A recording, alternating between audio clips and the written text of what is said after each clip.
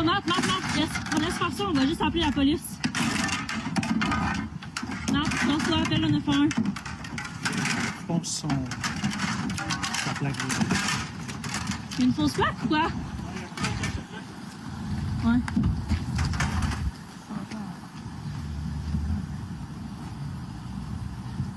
Je sais pas qu'il y a des gommes, là.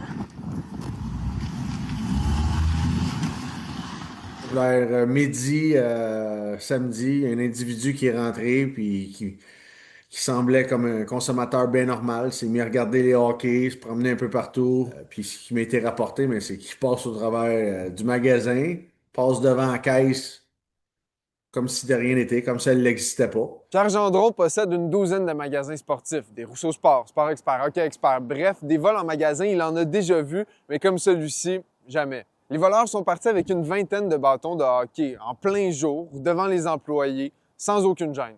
Pas de cagoule, pas rien, pas de scrupules, on est rendu là, c'est juste capoté, là. Tout le monde n'en vient pas. On vient juste pas là où on est rendu là. Il y a des hockey super abordables à 50$, là, mais c'est pas ceux-là qui s'est dirigé vers. Là. Il était vers les hauts de gamme. C'est un 4-5 000$ là, qui c'est comme sauvé avec. Là.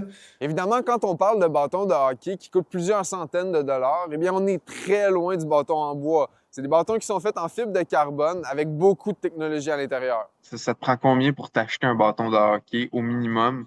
Puis tu peux monter jusqu'à combien à peu près? Là? Tu sais, c'est quoi la fourchette? Il y a des bâtons qui se trouvent autour de 100$, qui va jusqu'à maintenant autour de 400 à 450$ avant taxe. Donc mais en gros, un bâton haut de gamme a beaucoup de fibres de carbone. La fibre de carbone, c'est à base de pétrole. Fait qu'on peut imaginer en plus avec ce qui se passe en ce moment avec le pétrole, tout ça, ça va faire augmenter le prix de la fibre de carbone encore plus.